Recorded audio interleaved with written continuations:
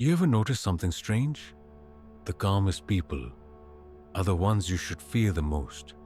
Not because they're violent, not because they're unpredictable, but because their silence was not born from peace. It was carved out by chaos. These are the people who stopped reacting, not because they don't feel anything, but because they felt too much for too long. They don't raise their voice. They don't argue. They don't prove. They simply observe and make decisions you never see coming. And here's the part nobody admits out loud. People who stay calm in every situation didn't start that way. Something happened. Something changed them. Something forced them to grow a second skin. If this feels like you, keep watching. This video isn't about calmness. It's about the price you paid to become this quiet. People think calmness is a personality trait, a natural gift, a peaceful soul. It's not. For most people who walk through life quietly, calmness is a reaction, a shield they built after being burned too many times. You don't learn to stay quiet until you've been punished for speaking. You don't learn to stay still until you've been blamed for simply existing. You don't learn emotional control until losing control once cost you something you loved. Calm people are not born with serenity. They're forged by environments where chaos was normal, where emotions were unsafe, where every reaction was analyzed, judged, or used against them. So they adapted. They learned to breathe through pain, to swallow words that would start wars, to hold themselves together while everything around them fell apart. They learned that silence protected them better than truth ever did. And eventually, that survival strategy became their identity. Not because they wanted to be this way, but because showing emotion meant exposing a weakness someone would weaponize.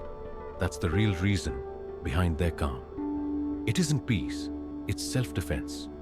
Most people misunderstand calmness. They think it means softness, weakness, submission. But here's the paradox. The calmer someone becomes, the more dangerous they are. Because calm people don't waste energy. They don't react emotionally. They don't expose their intentions. They don't reveal their insecurities. And they don't let you predict their next move. Their silence isn't emptiness.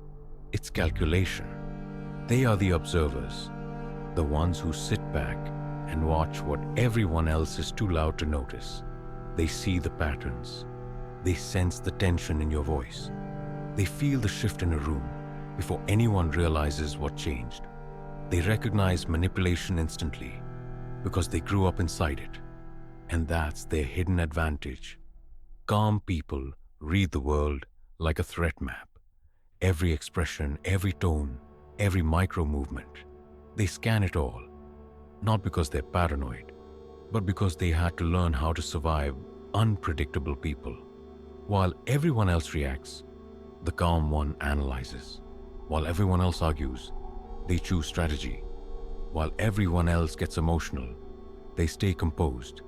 And that composure gives them power.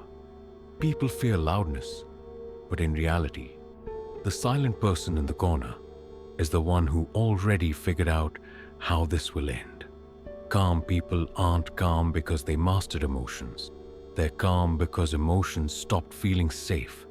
Somewhere in their past, there was a moment, maybe a day, maybe a decade, where feeling too deeply became a liability. So their mind did something brilliant and tragic. It shut the doors. Not all the way. Not enough to become hollow. Just enough to function without breaking. And that's why the calm feels different.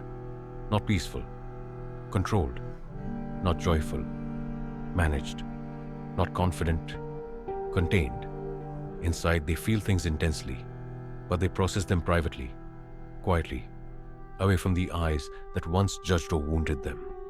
They don't explode. They don't overreact. They don't beg to be understood. They simply take the hit, absorb it, and lock it behind the same door everything else stays behind.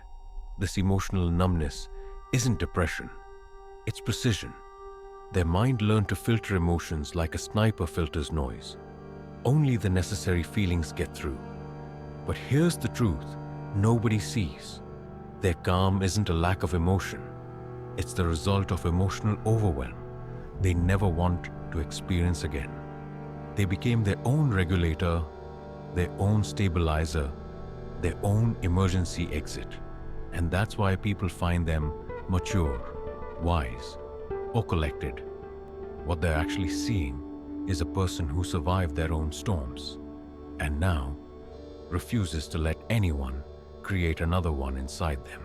Most people don't realize this, but the calmest person in the room is the hardest person to manipulate. Not because they're smarter, not because they're colder, but because they've stopped responding to emotional bait. Guilt doesn't move them. Urgency doesn't rush them. Anger doesn't intimidate them. Validation doesn't seduce them. Their system runs on logic, not panic. And here's the part that makes people quietly fear them. They see the game before anyone else even knows they're playing. You raised your voice. They're studying what triggered you. You guilt-trip them. They're analyzing the motive behind your words. You try to provoke a reaction. They notice the strategy, not the insult. Most people react. Calm people evaluate. This is why manipulators hate the calm ones, because their usual tricks fall flat. You can't control someone who no longer depends on your approval. You can't pressure someone who already accepts worst-case scenarios. You can't confuse someone who isn't driven by emotional noise. And here's the darkest truth. Calm people don't defend themselves against manipulation. They make manipulation pointless because the second they sense emotional games, they disconnect. They become unreachable. And nothing terrifies a manipulator more than losing access to your emotions.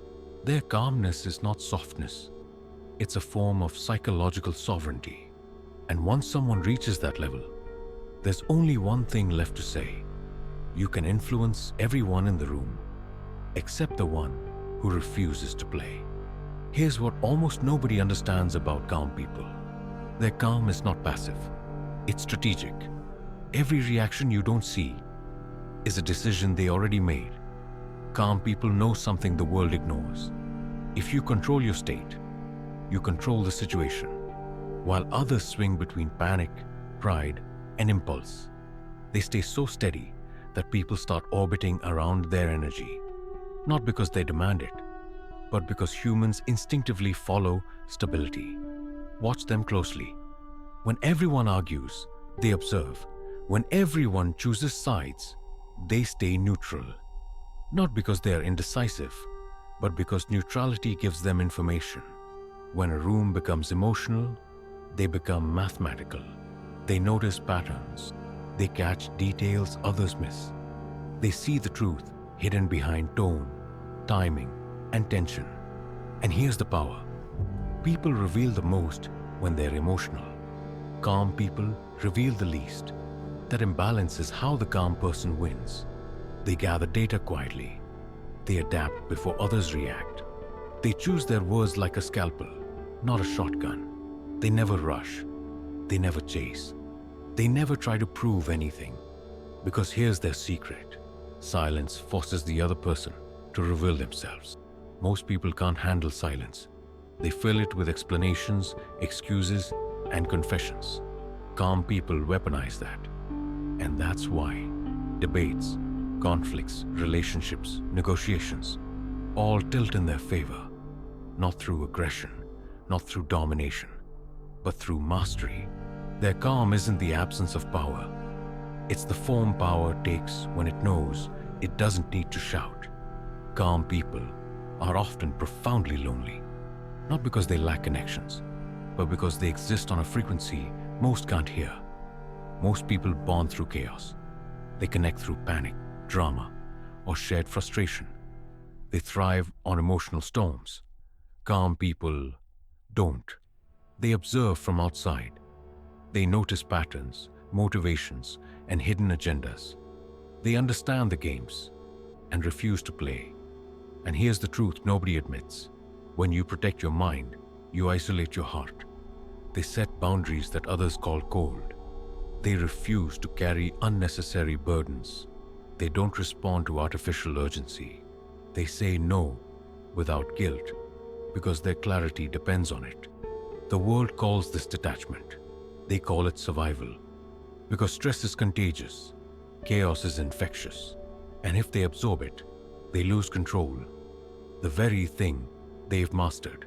Psychologist Shelley Taylor proved social connection buffers stress, but only when it's genuine. Shallow bonds don't protect, they drain. So calm people choose carefully who they let close, who they spend energy on, who they trust with their inner state. They are not unfeeling. They feel everything. They just refuse to let the noise of others destroy their inner equilibrium. And that quiet restraint, that unreadable presence, is more powerful than anything a loud person can ever display. Their loneliness is the cost. Their calm is the weapon. And the world? It rarely understands either.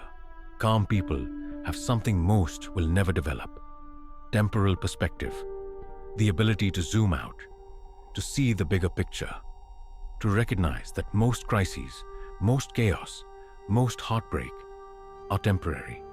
When something stressful happens, most people are consumed. It feels permanent, like the world has ended. Calm people ask one simple question: will this matter in 5 years? Usually the answer is no. This isn't about minimizing pain. It's about understanding proportion. Psychologist Martin Seligman studied resilience. Resilient people see adversity as temporary, not permanent specific, not global circumstantial, not identity defining. They don't let a single bad moment collapse their entire existence. The Buddhists call this impermanence, understanding that everything changes.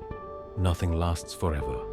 The traffic ends, the argument fades, the failure becomes irrelevant, the heartbreak heals. Calm people have internalized this at a bone-deep level. But here's the deeper truth. Calm people have meaning. Viktor Frankl, in the darkest moments of humanity, discovered that those who survived hell weren't the strongest physically. They were the ones anchored to a purpose greater than survival. When you know your why, the what becomes manageable. Calm people aren't calm because life is easy. They're calm because they've decided what actually matters. They've done the hard work of identifying their values, their purpose, what they are willing to endure. And when you anchor yourself to meaning, the chaos of daily life shrinks, not because it disappears, because it's not the whole story. As Carl Jung said, "I am not what happened to me. I am what I choose to become." Calm people live this.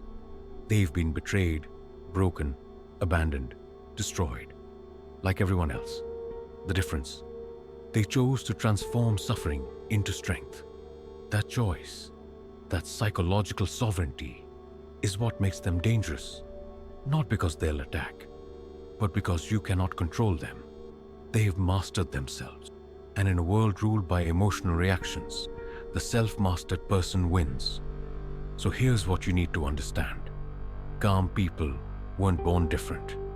They were forged in fire, just like you. The difference is they stopped broadcasting their pain and started transmuting it into power. They learned to observe emotions instead of becoming them. They learn to control what they can and release what they can't. They learn to build systems, not rely on willpower. They learn to protect their peace like their life depends on it, because it does. If you recognize yourself in this, you already know. This path is lonely. It's misunderstood. The world will call you cold when you're just disciplined. But here's the truth. They won't tell you. Power isn't loud. Power is unreadable. The calmest person in the room isn't the weakest. They're the most dangerous. Not because they'll attack, because they've mastered the one thing most people never will: themselves. In a world where everyone is controlled by their emotions, the person who isn't wins. Remember this. The calmest person in the room is never the weakest. They're the one who who has already decided how the story ends. If this resonated, subscribe, drop a comment, tell me which part hit hardest. And remember, the world will misunderstand you. Let them. Your calmness isn't weakness. It's a weapon they'll never see coming.